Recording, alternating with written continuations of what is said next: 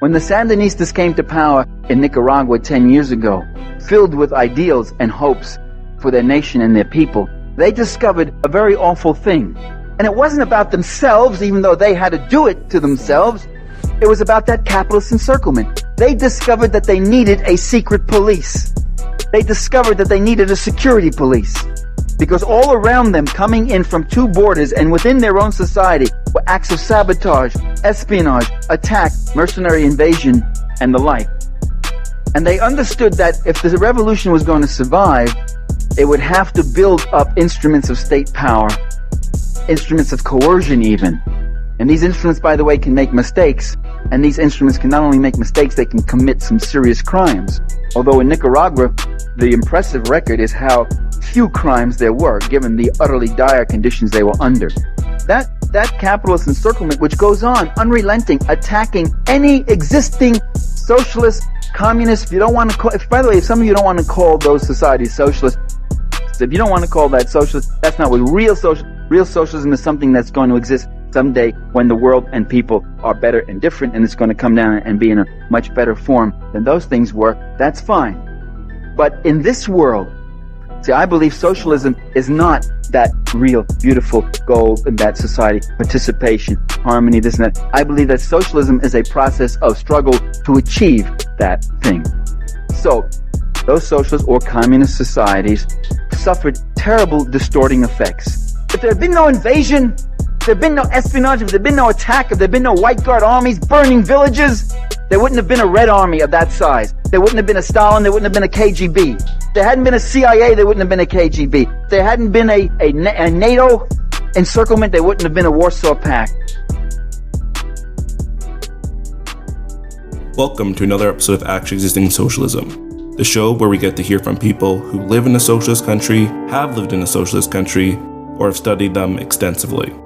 This is your host, Tony, and what you just heard is a clip from the great Michael Parenti. In this episode, I'm joined by the incredibly educational Gabriel Rockhill to talk about a controversial concept for Western socialists, the idea of siege socialism. And unlike most episodes of the show, we won't be focusing on a specific country, but examining the variety of past and present socialist countries through the lens of historical materialism and dialectics, two concepts Gabriel masterfully explains for us.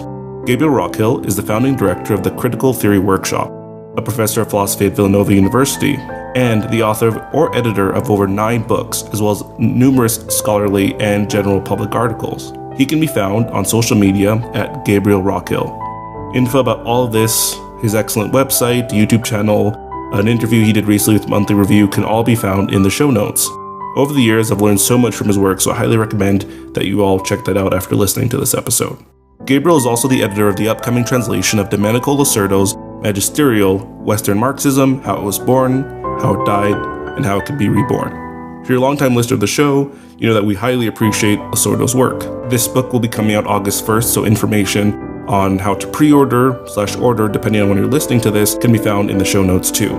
This show is 100% listener funded, so if you do wish to contribute as a Patreon subscriber at patreon.com/AES the podcast, you'll gain access to a variety of bonus content. For example, if you were to subscribe now, you would gain access to an additional conversation I had with Gabriel, where we talk about siege socialism in the 21st century. You'll also get access to things such as Notes for Comrades, which features a transcript of the episode, study questions, detailed notes, and further resources, as well as access to a growing collection of vintage documentaries about socialist countries. I'd like to take a second here to shout out to my most recent Patreon subscribers since the last episode. Their names are Aberkay, Gabriel, Ben, and Sean Atkinson. I literally could not do this without your support. If you're unable to contribute in this way, not a problem. You can help out this show by sharing this episode and by following us on Twitter at AES the podcast. You can also subscribe to the show on your preferred podcast platform to get new episode notifications. Please feel free to leave a review, even if it's just a star rating, as this really boosts the algorithm in my favor. I recommend checking out the back catalog as well when you have the chance. And as always, you can really help out the show by engaging in local worker struggles, whatever form that may be. Enjoy the episode.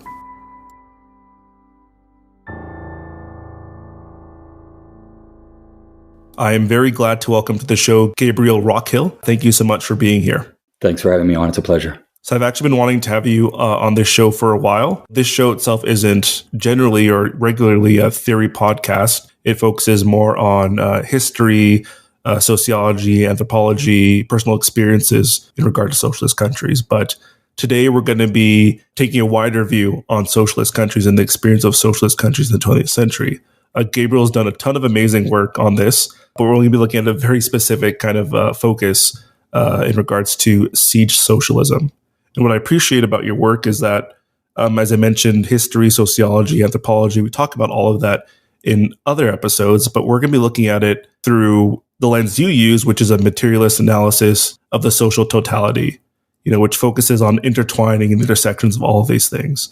In understanding siege socialism, to kind of lay the groundwork for our discussion, could you explain, these are essentially core Marxist concepts of, on one hand, historical materialism, and then dialectics? I mean, the briefest, I think, definition of historical materialism is that it is the Marxist science of social life and of its history. There's a quote from Engels where he elucidates what this means. And if we unpack it a little bit, I think we can see more clearly what historical materialism is and how it functions. This is from his 1892 Introduction to Socialism, Utopian and Scientific. He says that historical materialism designates that view of the course of history which seeks the ultimate cause and the great moving power of all important historic events in the economic development of society, in the changes in the modes of production and exchange, in the consequent division of society into distinct classes, and in the struggle of these classes against one another, end quote. So there's a lot to this quote, but there are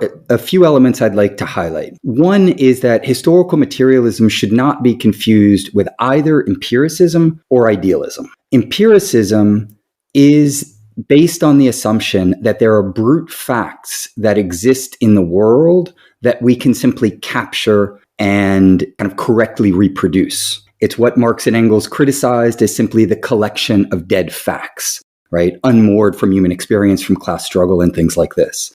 Idealism, of course, they reject because it is the reduction of what they call an imagined reality or an imagined activity of imagined subjects. Idealism presumes that the truth of existence lays in the mind or in spiritual forces that are behind the mind, if it be God or other metaphysical forces. And what's important about this for understanding historical materialism is that hopefully, I know this is a little bit of a philosophic start to our conversation, but that your listeners can see that empiricism begins with the outside world, idealism begins with the human mind or with spiritual forces, and historical materialism says this is a false starting point because there's not a material world out there that we can have access to, at least, absolutely independently of human society, human culture. And the world is certainly not just driven by human thoughts and the human mind. Therefore, what we need is a deeper understanding of how human beings themselves are beings who have emerged out of the natural world, out of the material world. So they're historically constituted beings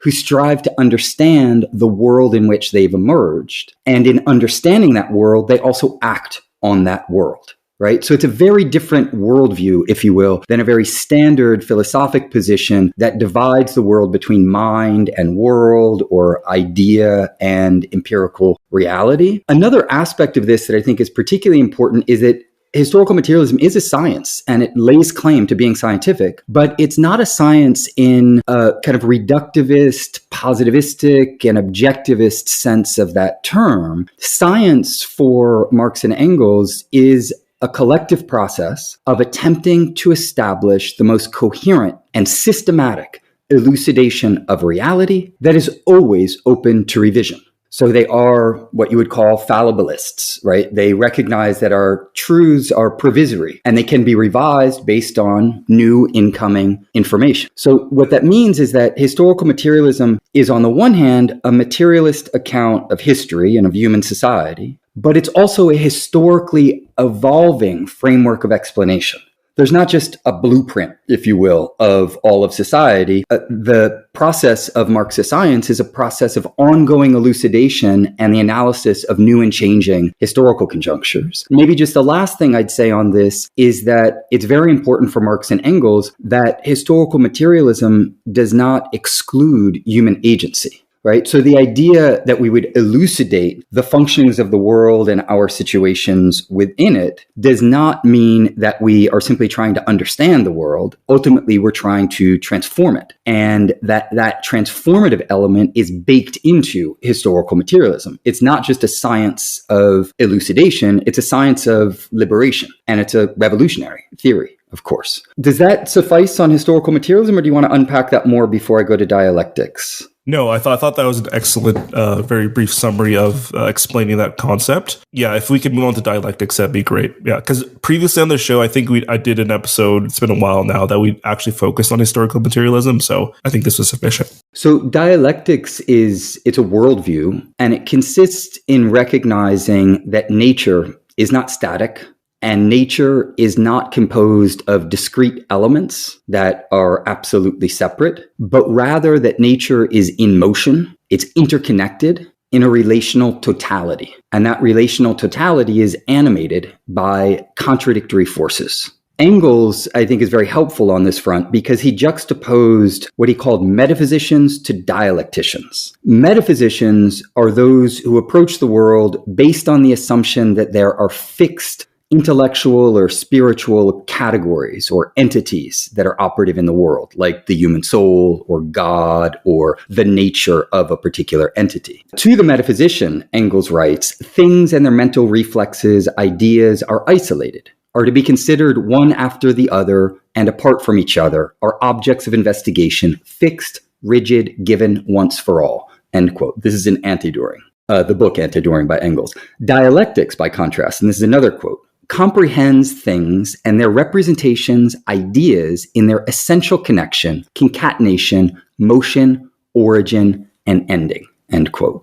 Right? So dialectics recognizes the kind of radical historicity to the world. Everything is in time. Everything is changing. It's just that these changes take place at different scales and to different degrees. What this means then is, from a dialectical vantage point, our concepts that we use are limited categories that don't allow us to apprehend the full complexity of the processes that animate the world. So dialectics itself is also an attempt to overcome our own conceptual limitations and open our thought up to the infinitely complex processes that animate the world. Lenin made an enormous contribution to this in claiming, quote, dialectics as living many-sided knowledge, with the number of sides eternally increasing, with an infinite number of shades of every approach and approximation to reality, with a philosophic system growing into a whole out of each shade, right? So he's describing dialectics as this attempt to endlessly complexify the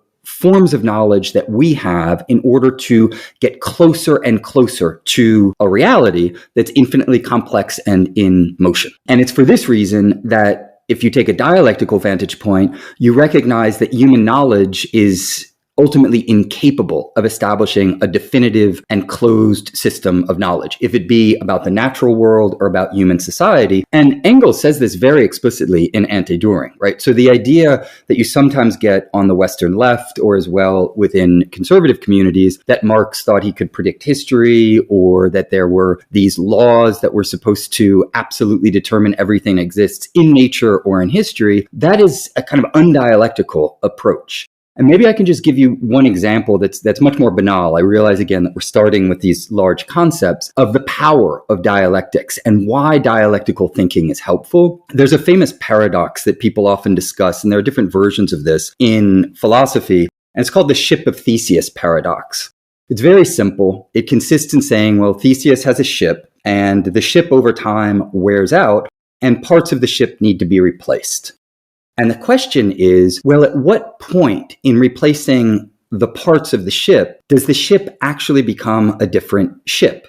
Is it no longer the ship of Theseus? Is it when 50% of the parts have been replaced, or all of the parts have been replaced? And one of the reasons that this paradox is generated is because people think like what Engels calls metaphysicians. They assume that there's a strict identity to the ship of Theseus, and that identity would then have its correlate in the external world and could be defined in a rigorous manner in relationship to that correlate. Dialectics says, no, we can solve this paradox very easily. The paradox is generated out of the fact that we have a fixed category of identity, the ship of Theseus, and we're trying to map it onto a complex set of processes that are interrelated that surpass their reduction to that category. So there's not actually a paradox. There's simply a relationship between our limited cognitive categories and the processes and relational nature of the world. And dialectics allows us to overcome that paradox by recognizing that this is just a concept. It doesn't actually apprehend the nature of the world. And I think this will be important for the rest of our conversation, because one of the problems that I see on the Western left is the idea that socialism or communism is this fixed and absolute thing that has a set of predefined aspects to it. And it's not recognized the extent to which it's actually a process, and a process that develops in relationship to the system out of which it grows, and that is capitalism.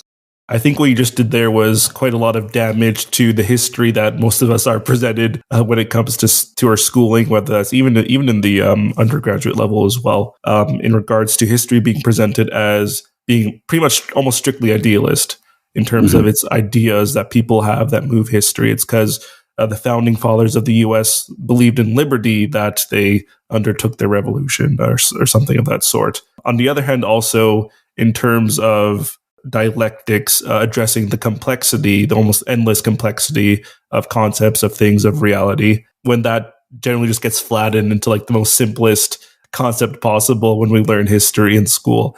Well, what we learn in school is bourgeois history, right? It's the history that the capitalist ruling class has set up institutions to indoctrinate us into. And so it also makes sense from a historical materialist vantage point, right? So that's the real power, is historical materialism can not only elucidate the truth of the world, but it can also then unearth the objective forces that have produced the falsities of this world, like bourgeois history. There's a concept of contradictions that gets used quite often by socialist Marxists. Could you explain what that means in terms of the concepts you just explained? Contradiction is the basic idea is that there are forces in the world that appear to be incompatible and that enter into thus a contradiction. And those contradictions can be at different levels because people distinguish between primary, secondary contradictions, etc. And so at one level, those contradictions are just intense conflicts between opposing forces. But one of the things that dialectics allows us to elucidate is that those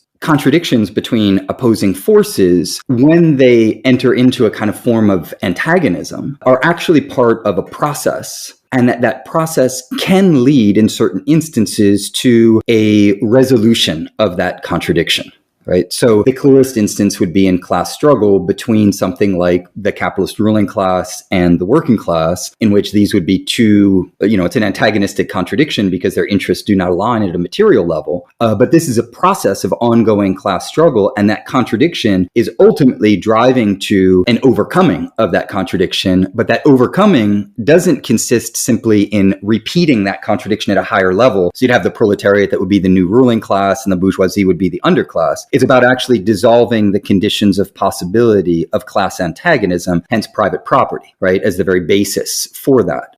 And so in that regard, contradictions can't simply be understood as kind of oppositions or they really have this logic of a tension that is driving in a process towards a potential overcoming of that tension by a kind of qualitative shift, if you will. Does that make sense? No, that makes sense. So you've given us a very good explanations of historical materialism, dialectics, and even now just contradictions and how that fits in. Could you get into kind of like the main focus of our discussion, understanding siege socialism? I'm sure it's a term that I think generally the listeners will be familiar with, but could you explain what are its defining characteristics and what are its specific conditions? Well, siege socialism is a term that the great Michael Parenti used, and I know others have adopted it as well. It is identifying the fact that socialism in the real world as a state building project has never existed outside of imperialist siege, right? So the idea that you would have a pure socialist project that would be allowed to develop on its own is a mythological construct that has nothing to do with a historical materialist analysis of the actual extant situation. And there's a great quote that I might, if it's okay, I'll just read by William Bloom, whose book Killing Hope is fantastic. And I think he really elucidates this because the whole book is about the imperialist siege on the attempt to build socialism. He says, the boys of capital, they also chortle in their martinis about the death of socialism. The word has been banned from polite conversation, and they hope that no one will notice that every socialist experiment of any significance in the 20th century, and we can say also in the 21st century, without exception, has either been crushed, overthrown, or invaded, or corrupted, perverted, subverted, or destabilized, or otherwise had life made impossible for it by the United States. Not one socialist government or movement, he goes through a whole list of them, not one has been permitted to rise or fall solely on its own merits. Not one was left secure enough to drop its guard against the all-powerful enemy abroad and freely and fully relax control at home. It's as if the Wright brothers' first experiments with flying machines all failed because the automobile interests sabotaged each flight test. And then the good God-fearing folk of the world looked upon this, took notice of the consequences, nodded their collective heads wisely, and intoned solemnly, "Man shall never fly." Right? So Bloom is taking a position on this that I don't 100% agree with in certain regards, because I do think it's also important to note that even though it's been siege socialism, socialism has succeeded in flying in quite remarkable ways. But the importance of this quote is that it highlights the fact that socialism is a project that and a process, as we were saying earlier with the discussion of dialectics, that emerges within a capitalist world system, and that it has been under siege at every possible level. That siege has been military, of course, a military siege with the 14 capitalist countries invading the Soviet Union between 1918 and 1920 in order to strangle the red babe in its crib, as Winston Churchill said. But it's also economic, like the blockade that was orchestrated around the Soviet Union and every other socialist country. It's technological, it's cultural, it's intellectual, and it consists in mobilizing all of the dirty tricks possible in order to crush or pervert socialist countries. A quote from Bloom, I actually had that ready to read. Oh, no kidding. Okay. Yeah. So that's good. We're on stuff. the same page, quite literally. Siege socialism, the phrase itself, as you mentioned, coined by Parenti. You know this as well, but for our listeners' sake, I believe, from what I understand, this is a very amateur word study that I did, but the term itself is kind of based on the concept of capitalist encirclement, which was a phrase used by the Bolsheviks, Stalin, perhaps Lenin, I'm not too sure about that, but it was used by the Soviets, particularly in the 30s, as the Nazi Party was ramping up in Germany. And this concept of capitalist encirclement was viewed as the primary, I guess, threat to the Soviet Union outside of Trotskyism, which was identified in the 30s. Yeah. Perhaps we'll get to that later.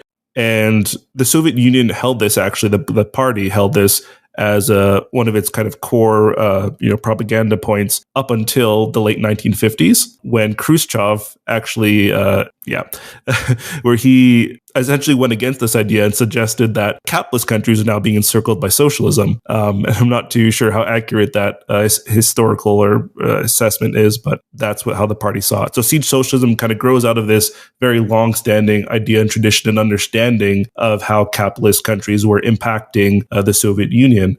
Certainly the early Bolsheviks, Lenin, even Trotsky, Stalin, in the 20s, as the revolution was ongoing, as they're entering the Civil War, they were going into this war, kind of hoping that another country would turn to socialism that was going to do so on a better footing, such as Germany and other countries as well. Not having those allies, an ally that was more developed, that had a more advanced version of capitalism to build socialism from, this threat of capitalist encirclement was even a larger threat than they had anticipated.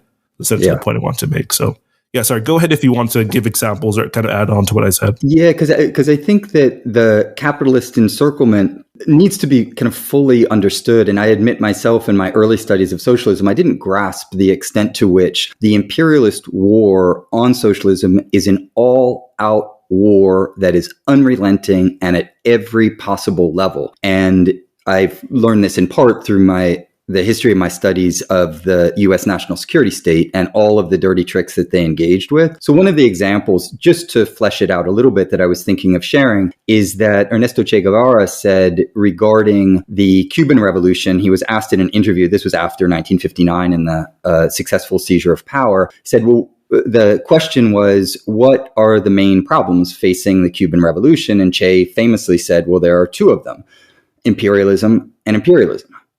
And of course, the joke is that that is the quintessential problem facing all socialist state building projects. And what he had in mind was all of the things that the United States were doing against this small island. They were running terror campaigns that consisted in bombing attacks, firebomb air raids, terrorist campaigns that also then included forms of economic warfare, the draconian and, of course, illegal blockade, the extensive use of biological weapons and forms of chemical weaponry as well that was deployed, anti-crop warfare, warfare against livestock in order to try to just kill the food supply, the endless assassination attempts against the leaders of the Cuban Revolution, incessant and extremely well-funded propaganda campaigns, sprawling networks of spies and State Department operatives engaged in the dirtiest of dirty tricks, all of the destabilization campaigns. We have the Bay of Pigs invasion, of course, in the case of Cuba, but it goes on and on and on. And it's very important, I think, for everyone to study and understand the extent to which socialism has had to emerge within these conditions, both to understand what it means to fight and win and to develop the necessary defenses in that struggle, but also in order to then understand the differences between what socialism looks like when you think about it when you're reading a book or sitting in an armchair versus when you're actually building a state. And in the case of the US government, we know in the case, William Bloom cites these numbers, but they'd have to be extended to today. Only since World War II, the US has endeavored to overthrow 50 foreign governments, the majority of which are democratically elected. And so siege socialism, I think, is a historical materialist term that really allows us to grasp the specificity of the context within which socialism in the real world emerges and has only existed up to this point in time. And of course, we might get to this later, but the case of China in the 21st century is extremely important because of the ongoing war on China that is a hybrid war, right? That takes many, many different forms and is attempting to stop the rise of the Red Dragon unsuccessfully. One thing that I've heard in response to people talking about the conditions in which socialism emerges is that capitalist countries face the same threats or crises, which I would argue, I'm sure you would argue, is nowhere near the same. Like, say, for example, when it comes to the capitalists in any other country, say, for example, with the USA here, we have Germany here, regardless of who was in power, whether the capitalists would still be there regardless of the ideology, whether it's the Nazis or whether it's liberalism or whether it's fascism or whether it's however you want to put it. This capitalist structure is still maintained throughout the whole thing, regardless of whatever subversion is happening. Democratically elected capitalist leader is just going to be deposed and replaced by another one, rather than socialist countries, which are prevented from even having a system that's being able to be maintained regardless of whoever's attacking it. It does make me think of one other absolutely essential aspect of siege socialism, and that is that socialism as it's developed in the real world as state building projects has only existed across the tricontinent, or what people call the global south or the third world, right? So socialism in the real world has emerged within the colonial and semi-colonial periphery of capitalism. Capitalism did that to people, meaning that capitalism emerged into this world through the bloody colonial conquest and everything that implied. And in that regard, I think we also have to situate siege socialism within this deeper reality, and that is that capitalism underdeveloped the third world in order to develop the first world. And so it's not only that the socialist state building projects are under siege directly by the most developed countries in the world, the imperialist countries, but it's also that they inherit decades, usually centuries, of structural underdevelopment of their countries. And on top of that, They do not rely on colonialism in order to build up the productive forces like the capitalists did and do. And so in comparing the emergence of capitalism driven by colonialism to the emergence of socialism, which is the anti-colonial project par excellence, we're really comparing apples and oranges and confusing ourselves historically at a very profound level. No, certainly. And I think that even kind of speaks to the concepts that you explained at the start there in regards to historical materialism and even looking at history through a dialectical perspective, as opposed to, kind of flattening this concept of countries emerging or the state building project, as you mentioned, and realizing that they're starting at totally different points. As you mentioned, colonialism on one end and anti-colonialism on the other. And that is a dialectical, from what I understand, conflict there between the two. Absolutely. And you see it clearly, the power of a dialectical analysis, because you always have to see any specific occurrence in relationship to the totality. And so all of the socialist state building projects are situated within the broader imperialist world. And it's precisely in situating them in those relationships that we can flesh out their material reality and also recognize that Marxism and historical materialism, more specifically, I said at the kind of end of my statement about it, that it mobilizes the agency of people in order to become kind of be able to make history and not simply be the subjects of history. But it is particularly important in framing this kind of imperialist history of what socialism has done in relationship to struggling against imperialism, because it maximizes the agency of those involved and allows us to recognize that Marxism it has fundamentally been in the long 20th century, but also in the 19th and the 21st, so the expansive 20th century, has been an anti-colonial science of liberation.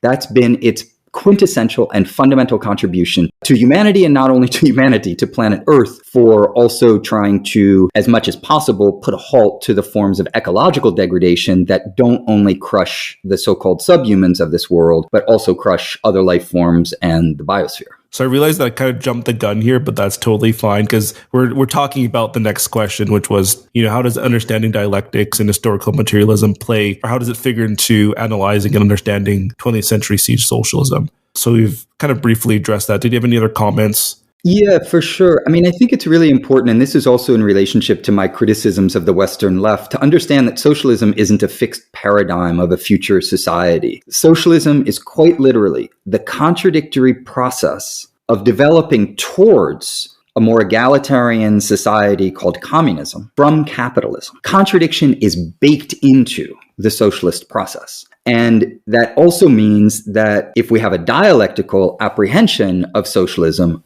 we approach it as situated within the capitalist world system, characterized by imperialism, as I was saying a moment ago, and that once we materially situate socialism in that context, then we understand why there's a kind of categorical imperative of all socialist state building projects, which is develop or die. You have to develop the productive forces, given everything we were just saying about siege socialism.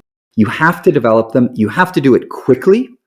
You start with a hind start because your country's been underdeveloped by the history of imperialism. You can't rely on colonialism, right? So all the things that we were just saying, and you're constantly subjected to imperialist aggression and anti-communist propaganda, right? So you have to develop self-defense and cultural autonomy. You have to educate your citizenry. And all of this means that in this particular context, I think that there's a logic that is important to understand, and that is the relationship between tactics and strategy, right? Tactics would be the kind of short-term maneuvers necessary to advance towards a strategy, which is the long-term overall objective. And if you have to develop the productive forces as quickly as possible, otherwise you're going to be crushed. And not just crushed, like you might have your people genocidally eliminated. Right? There's the famous quote that from Stalin where he said something like, we're 50 or 100 years behind the developed countries. He knew the Nazis were going to invade. And he said, we have to make up that difference in 10 years. And if we don't, we'll be crushed. Right? So he meant that literally. And it was a literal historical fact.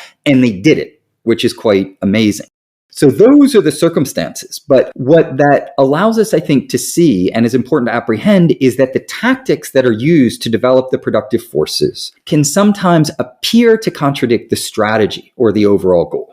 right? You can't just have a socialist state and immediately have it be 100% quote unquote democratic in the kind of bourgeois terms that are operative under capitalism. You can't simply decentralize everything immediately. You can't get rid of work. You can't get rid of money. All of these kind of utopian ideas about socialism have very little to do about building it in the real world and a lot more to do with fixed idealist ideas about what it should be. And so those tactics that socialist state building projects have had to use sometimes do appear to be on a slightly different path. And I think we're going to unpack this a little bit more with opening up to capitalist investment, with intensifying forms of exploitation of certain workers in order to develop the productive forces so that they don't all get killed. Doing that means that we have to understand socialism as a contradictory process, while at the same time recognizing that if the socialist state building project remains on course, those contradictions are going to be ironed out over time. And the quicker you can iron them out, the faster you can get to a higher level of development that will allow you to overcome a lot of those problems much more quickly and much more capaciously, right? So there's a kind of sacrifice that goes into the actual process of building socialist states. And this leads to, and I think this is where we're headed, socialist states, at least from the perspective of the Western left, sometimes are perceived as having withdrawn from their goals or gone on detours or things like this. I mean, there's an irony, of course, that Western leftists may not fully understand this reality because it appears that capitalists do, they understand that their machinations, their subversion attempts, etc., will lead to these things, and there's a benefit not only propaganda-wise but in other ways to delegitimize this process as it's occurring. I'm going to quote here quickly from, and I'm sure you've heard this before, this is a 1953 CIA document regarding the death of Stalin and what's going to happen next in the Soviet Union. So I'm going to quickly read from that. So it says, this is the CIA, this is one of their internal memos. It says, even in Stalin's time, there was collective leadership. The Western idea of a dictator within the communist setup is exaggerated. Misunderstandings on the subject are caused by lack of comprehension of the real nature and organization of the communist power structure. Stalin, although holding wide powers, was merely the captain of a team, and it seems obvious that Khrushchev will be the new captain. However, it does not appear that any of the present leaders will rise to the stature of Lenin and Stalin, so that it will be safer to assume that the development in Moscow will be along the lines of what is called collective leadership. Unless Western policies, and here's the key point I want to get here, it ends with saying, unless the Western policies force the Soviets to streamline their power organization. So essentially they're aware that the more pressure they put on the system, it's going to move away from a collective leadership in that sense. So yeah, I wanted to make that point. Well, yeah, I think it's an important point because the Central Intelligence Agency, like other agencies within the U.S. national security state, they are tasked with doing something quite unique. I mean, they do a number of things, but as Ralph McGehee said, their fundamental purpose is disinformation. Or as William Casey, the CIA director, who was, I believe, inaugurated in 81 at the early 80s, he said, we'll know our disinformation program is complete when everything the American public believes is false, right? So the American public all thinks that Stalin's a dictator. But the Central Intelligence Agency and these other agencies, they actually have to know the truth of what's going on, or they have to try to access the truth of what's going on because they're agents in the real material world. And if they act in the world according to their mythological constructs, their actions are not going to work out very well. And so the basis of their disinformation is trying to actually understand the real information or get correct information about how the world operates. So I think that's just a really important point that you highlighted, but these ideas have really filtered into a lot of the Western left, right? Because then the Western left just takes these propaganda lines because they're the propaganda lines that are published in not only the liberal platforms, but also in the Western Marxist platforms, if it be, Jacobin or Democracy Now! Or other platforms like that are kind of rad lib or Marx adjacent in various ways, or might even self-describe as Marxist, but ultimately are not, and in the true anti-colonial, anti-imperialist sense of that term. So what are some prominent examples of these detours or retreats from socialism during the 20th century? And maybe I should kind of rephrase that because you've clarified for us that these aren't necessarily moving away from socialism because it's part of the process of building towards socialism, but at least on the level of, how it's perceived by the wider group of people viewing the scenario unfolding?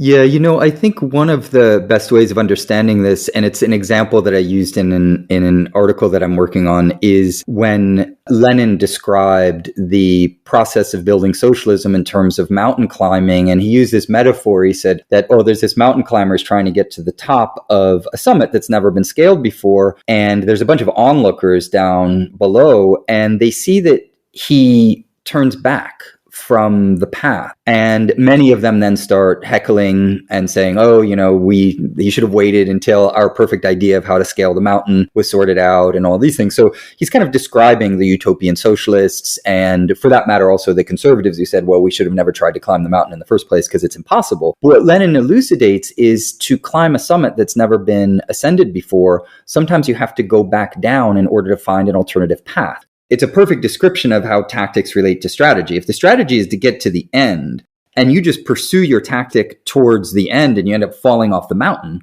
you're not a very good mountain climber. But backtracking or taking certain detours in order to find the way to ascent is the best way of doing it, because ultimately it's the primacy of practice, right?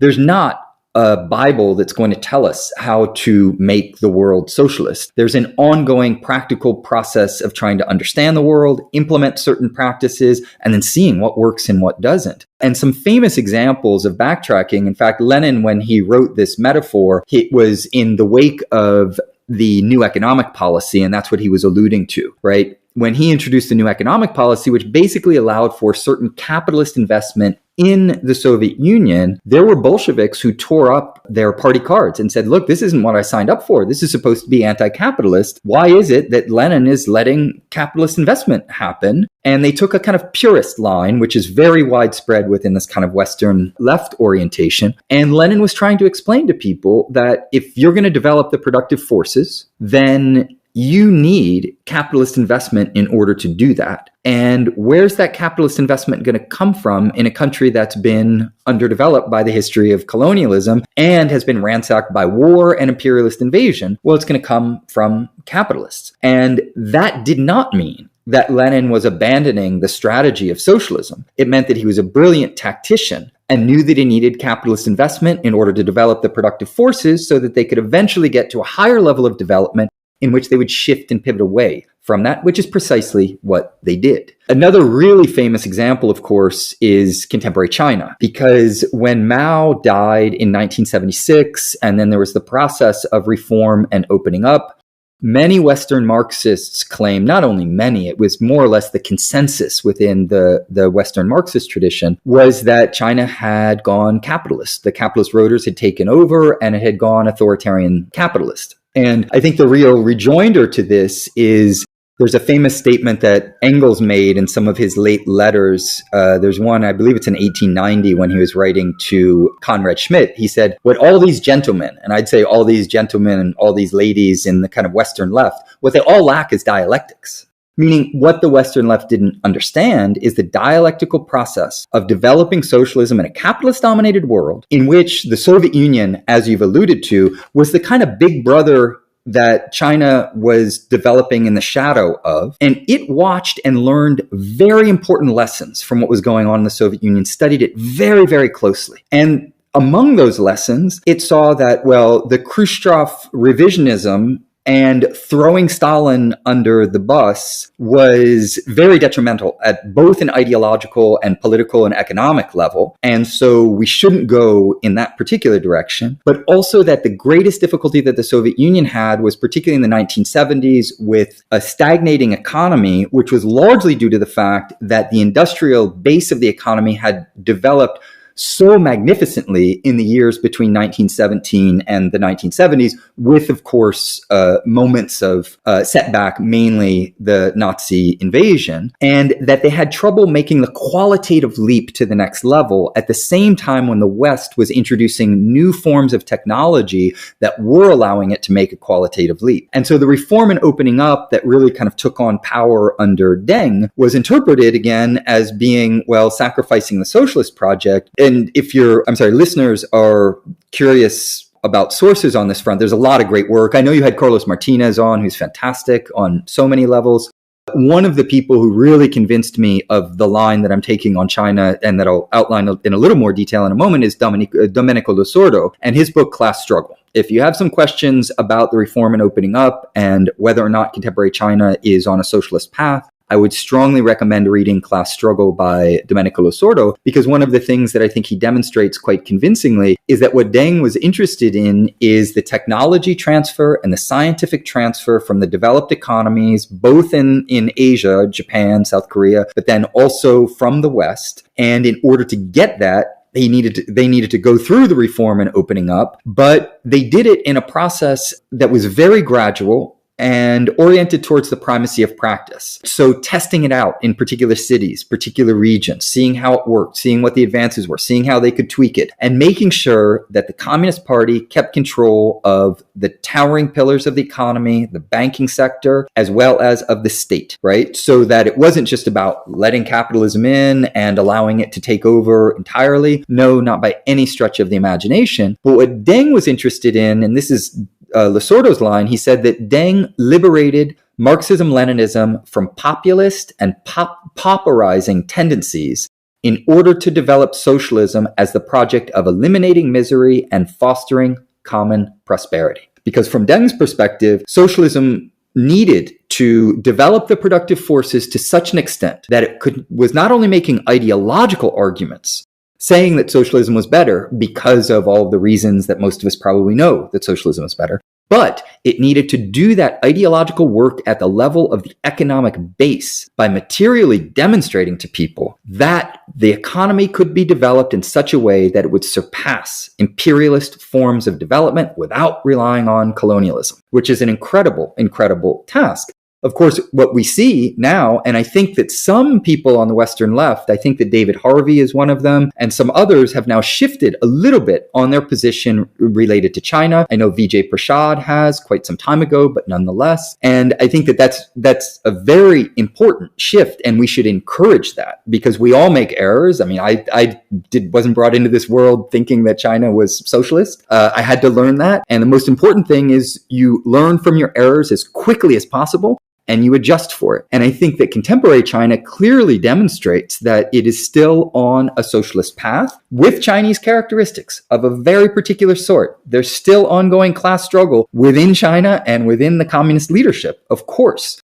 But there are incredible gains that have been made with the history of the Chinese Revolution. I'll just point to one, which is the incredible poverty alleviation campaign of 850 million people. This surpasses the entire population of Latin America, which is at around 720 million people. Could you imagine one country in the world eliminating all extreme poverty for an entire continent? Because that's the equivalent in, per capita terms, is an awesome, awesome feat. The greatest poverty alleviation program in the history of humanity. And there's lots of other things I could point to, or we could unpack if you want, but just in the interest of time, I'll allude to that, as well as the environmental civilization and the project of developing an environmental civilization and actually deciding very explicitly under Xi to cool down the economy in order to further develop the environmental or ecological civilization. So these are two signs, but there are many others that China is clearly on a socialist path, but they've been using tactics that they learned from the mistakes made, the failures made within the history of the socialist project within the Soviet Union and the larger Soviet sphere of influence. And in a certain sense, I think it's also, at least that's my understanding of it now, is that they saw the confrontation between the Soviet Union and the West.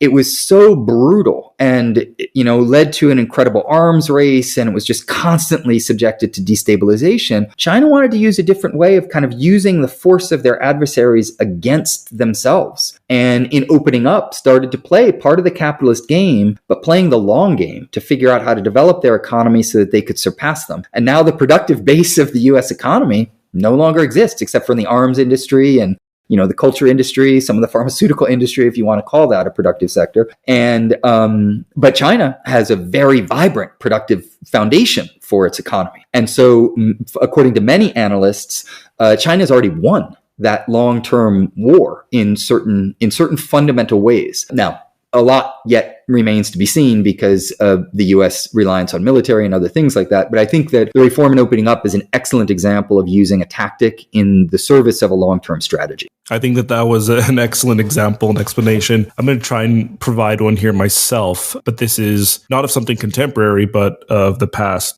The Berlin Wall that was in East Germany. Of course, it's quite an iconic and controversial aspect of East Germany's history. Prior to its installation in 1961, essentially, for listeners, I'm sure most listeners know this at this point because you listen to the show, but Berlin was a city that was virtually, essentially in the middle of East Germany. East Germany controlled half of it, and West Germany controlled the other half.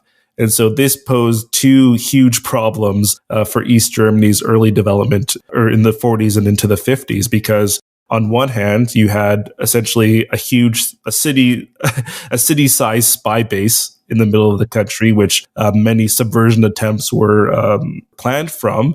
Most people who were spies in East Germany were recruited in West Germany, in West Berlin, because they could literally just walk over the line or go through the checkpoint to be with their handler, to provide information, etc.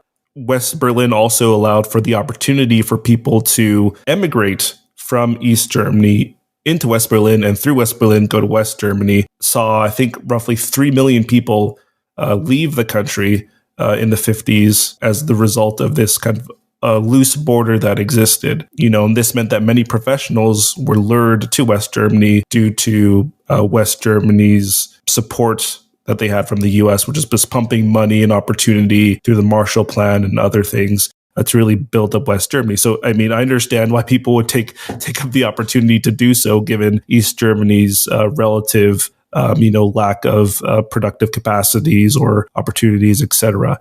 And so something had to be done. They waited for a very long time. I think the early 52, I think, was when they first proposed building a wall to divide the two Germanys. But they kind of waited. I think the Soviet Union kind of put that idea down because they didn't want to start a military conflict, which is, again, understandable. But eventually, they saw that it was necessary to build the wall, even though not only from an optics point of view, but even from the perspective of trying to build this egalitarian society, building a wall that was enforced militarily between essentially two groups of people who are the same. They're the same society, the same people, could be seen as a retreat or as a detour from building socialism. But what resulted from that is East Germany became significantly more stabilized and was able to build those productive capacities that you mentioned once the wall was in place. And the period in the 60s and the 70s is known as the most stable period during the building of what eventually becomes the most advanced socialist country in the 20th, or some would argue is the most advanced socialist country in the 20th century. So I just want to use that example as even potentially more controversial than China, at least from a Western point of view. I think it's such a great example because it also touches on the concept, or one of the concepts that's often used to denigrate actually existing socialist states, and that is authoritarianism, right? What's more authoritarian than building a wall and not allowing people to go through unless you decide to allow them to? But authoritarianism is a really misused concept because it's not about just exercising authority. It's about developing sovereignty in an imperialist world. And so one of the reasons for the founding of the establishment of the Berlin Wall, you alluded to the spies and all of that, the terror campaigns and the sabotage campaigns that they were running against East Germany. You really have to read accounts of them because, and I'm sure you have, they're unbelievably brutal, right? Constantly blowing up bridges and railways and causing problems with livestock and doing forms of arson and anything they could, basically, to wreak havoc. Just like the list that I gave earlier regarding Cuba. And so is it authoritarianism or is it an attempt to exercise sovereignty and keep the imperialist destabilizers out? And you can ask yourself the same question about, all of the criticisms of China for its internet policies and not wanting basically CIA contracting big tech to be operative in their country. Just think about it for 2 seconds, right? Google, Amazon, all of these platforms, they all are in bed with the US national security state. And this has been documented in great detail. The Chinese know this. Why would they let them in? No, they want a great firewall, right? This isn't authoritarianism. It's exercising sovereignty. And they should have the democratic right to exercise sovereignty. No, that's a great point. And I'll kind of wrap up this point here. The book that you were reading, a quote from earlier, Killing Hope by William Blum, has a great listing of all these things you're talking about that occurred in East Germany. I also recommend people check out the recent episode on the other podcast I host called Proles Pod, the podcast formerly known as Proles the Roundtable.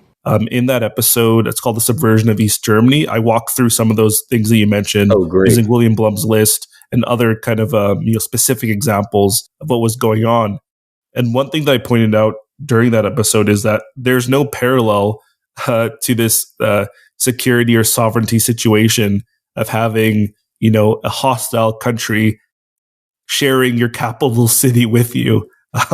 It's just there's no parallel, and so they had to, as you mentioned, like there's a difference between tactic and strategy, and maybe Guantanamo Bay would be the U.S. equivalent, right?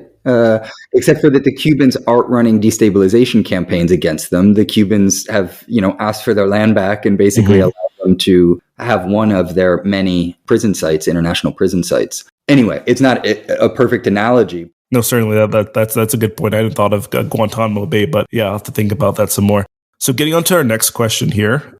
So why is all this stuff that we've talked about so hard for the Western left to understand and process? The fact that these retreats or detours, that it's logical and dialectical to pursue. Well, I think the fundamental reason is the very extensive propaganda that's run and that has convinced people of a lot of the false ideas that we've touched on. But without going into the kind of deep history of propaganda and all of its effects, I think that if we only stay at the level of the analysis that we were talking about with a dialectical approach, one thing that Mao used to distinguish between kind of different levels of apprehension, if you will, and he borrowed this from Hegel, the early 19th century German philosopher, is that at the lowest level of apprehension is sense perception. It's just seeing something, hearing something, and then processing what it is. And I feel like a lot of the Western left really remains at this level. So I have this idea of what socialism is supposed to be like. Everybody's equal. There's no racism. There's no misogyny. The society's more developed. Everybody's free, etc. And then with my sense perception, I look at Cuba or China or a country like this, and I think, well, it doesn't match the idea that I have in my mind.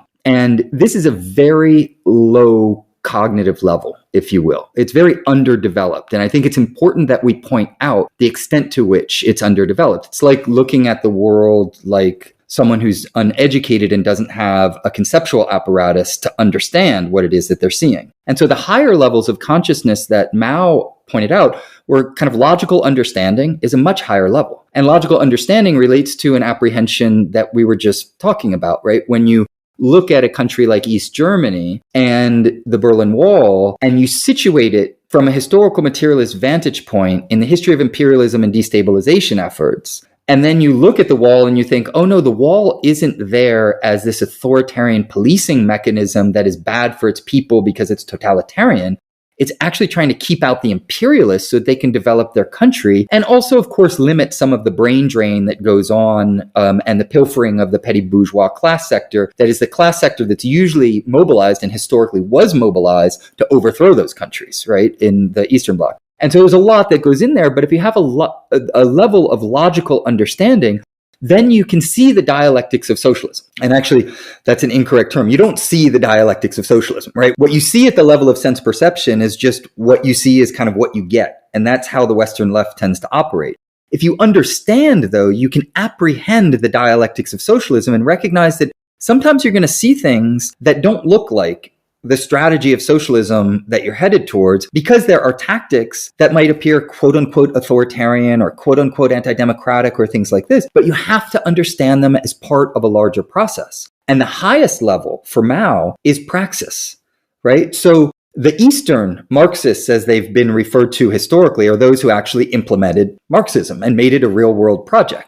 And so it's not just about understanding the dialectics of socialism, it's about implementing them and then seeing what works and what doesn't work, right? And learning from that process. And this takes us back to our discussion of China, right? One of the reasons that China doesn't look like the Soviet Union did in, the 1930s is because it learned a lot from what was going on in the Soviet Union, and it's adapted through an analysis of its own conjuncture and from an analysis of practice and what works and what doesn't work. And so in that regard, I think that the Western left really has to get more sophisticated, more reflexive, and develop a more dialectical understanding of what it means to develop socialism, not just as an idea, not as a blueprint, but as a reality in this world, which is the world of imperialist underdevelopment.